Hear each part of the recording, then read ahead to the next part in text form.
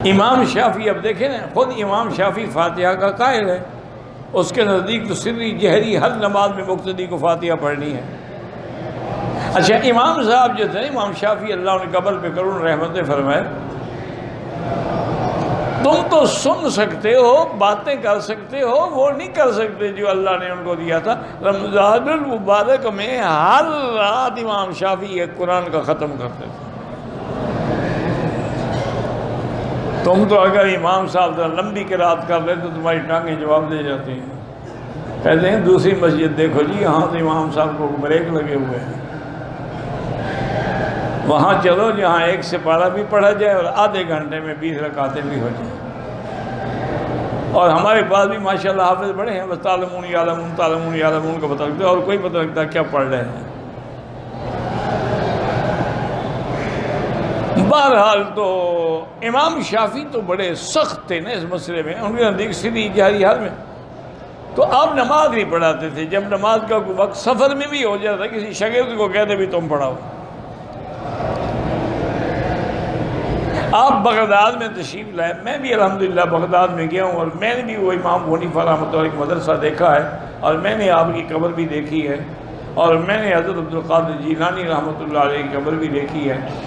Baghdad کے اندر جو زیارات تھیں الحمدللہ وہ بھی کی ہے۔ تو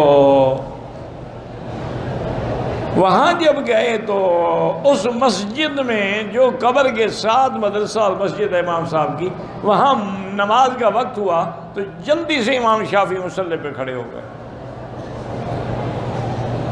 تو طالب اور شاگرد اور سب حیران ہو گئے کہ امام صاحب تو نماز پڑھاتے نہیں، آج کیا شوق ہو گیا ہے۔ اور الحمدللہ اللہ کا شکر ہے کہ آج ہم امام صاحب کے پیچھے نماز پڑھ لیں گے، اتنے بڑے متقی آدمی کے پیچھے۔ جب نماز ہو گئی، شاگردوں نے پوچھا کہ حضرت آج تو خلاف واقعہ آپ نے نماز پڑھائی۔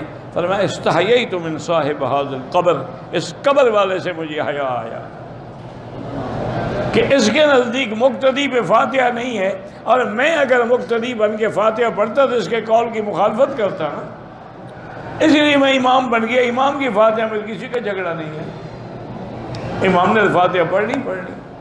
یہ ادب تھا، یہ احترام تھا۔ اللہ تبارک و تعالی ان ائمہ پہ کروڑوں رحمتیں فرمائے۔ اختلاف صحابہ کے درمیان بھی ہوا ہے، اختلاف مجتہدین کے درمیان میں بھی ہوا ہے، تابعین کے درمیان بھی، لیکن وہ اختلاف ذاتی اغراض کے لیے نہیں تھا، وہ اختلاف علمی ہوتا تھا۔ علمی بحث ہے، ایک آدمی کی سمجھ میں یوں ہے، ایک کی سمجھ میں یوں ہے۔